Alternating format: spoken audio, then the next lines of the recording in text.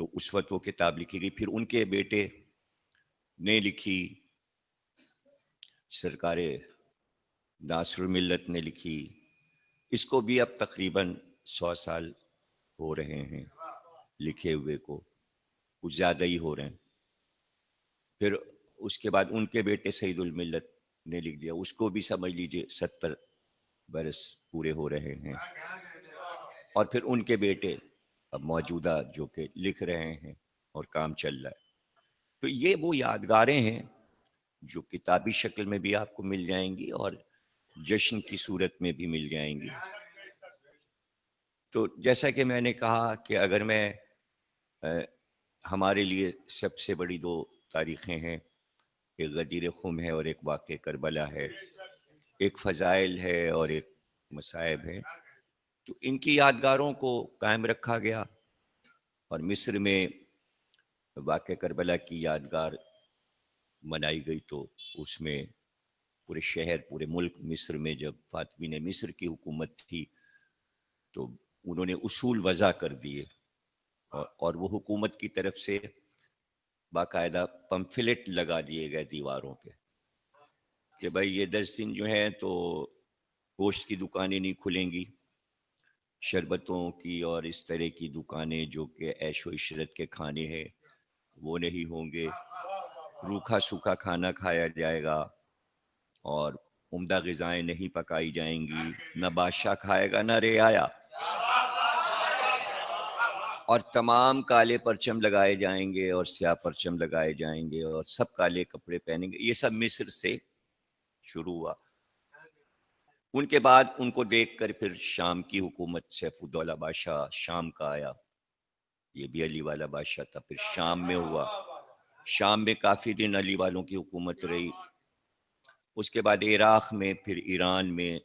تو مختلف ملکوں میں یہ یادگاریں ایک صورت سے جب ہندوستان کی باری آئی تو ہندوستان میں ایک تو سال بہ سال منانے کی رسم رکھ دی گئی، اور یہ سمجھ لیجئے کہ اس کی کہانی بھی 250 سال اور 350 سال ہو رہے ہیں کہ ہر امام کی جشن کی تاریخ بھی منائی جائے اور شہادت کی تاریخ بھی منائی جائے. اور ایام ازا 2 مہینے 8 دن تک منائے جائیں. یہ سب 250-300 سال کے اندر. وہ اس سے پہلے یہ سب کچھ حیدرآباد دکن میں ہو چکا تھا. معصومین کی تاریخیں پتہ ایسے چلتا ہے آپ کو کہ جب آپ اس دور کے شعراء کے دیوان اٹھائیں گے اور بادشاہوں کی شاعری کے دیوان اٹھائیں گے تو آپ کو پتہ چلے گا کہ تاریخ لکھی ہوئی ملے گی کہ یہ قصیدہ غدیر کے دن کہا گیا، یہ قصیدہ 13 رجب کو کہا گیا، یہ قصیدہ 3 شعبان کو کہا گیا. تو یہ ایک پوری تاریخ ہے جو ظاہر ہے کہ یوں ایسے ہمارے نظر کے سامنے سب کچھ تو بیان نہیں کریں گے.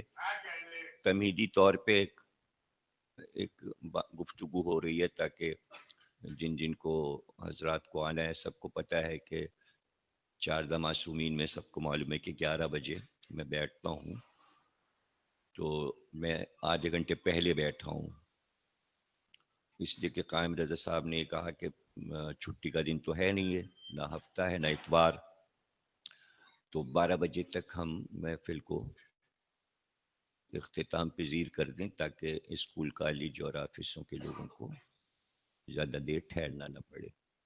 اس صورتحال میں اب رہ گیا شعراء حضرات ہمارے یہاں پڑھتے ہیں، ہر محفل میں پڑھتے ہیں، مجلس میں پڑھتے ہیں، تو ان کے لیے ایک الگ محفل خوبصورت ترین، یعنی کہ ایک خاکہ سا ذہن میں ہے کہ وہ ہوٹل ریٹریٹ میں ہی اعلان ہے، لیکن اگر زیادہ مجمع اور زیادہ شعراء ہو گئے تو ہوٹل میں تو صرف ہمارے پاس 100 ٹیبلز کا انتظام ہوا ہے، وہ کھانے کی میزیں ہوں گی. تو اب اگر زیادہ افراد ہوتے ہیں تو پھر ہم اس کو منتقل کر دیں گے امام باڑے میں یا کہیں اور کسی حال میں، کچھ ایسا ہوگا.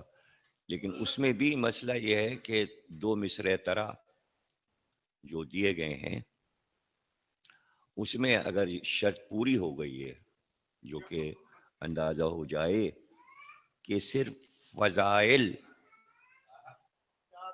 لکھے جائیں تو محفل ہو. اب اگر آپ نے سلام لکھا تو وہ تو پھر بات نہیں بنے گی. شعراء حضرات چونکہ ذرا قلم تیز ہوتا ہے سلام اور نوحے لکھنے پر، اس لیے کہ یہ کام پورے سال ہو رہا ہوتا ہے، اور قصیدہ اور منقبت لکھنا شعراء کے لیے بڑا دشوار ہوتا ہے، اس لیے کہ سب کے دماغوں پہ 2.25 مہینہ سوار رہتا ہے، اور وہ سوار رہنا بھی چاہیے. غم حسین تو ہم کبھی بھولتے ہی نہیں. اچھا، اب امام کی ہستی وہ ہے کہ جہاں سب کے لیے فضائل لانا مشکل ترین منزل ہے، اس میں ذہانتوں کا امتحان ہے، اس میں عقلوں کا امتحان ہے کہ انہی حالات کو فضائل میں کیسے ڈالا جائے. چیزیں تو وہی ہیں لیکن اسے فضائل دکھانا ہے، فضائل دکھانا ہے. اور میں سمجھتا ہوں کہ ہمارے عزتاروں نے، محبوں نے خود ہی اپنے ذہن سے، اپنی ذہانتوں سے ہمیشہ مصائب کو فضائل بنایا ہے. مثلا میں مثال دے دوں،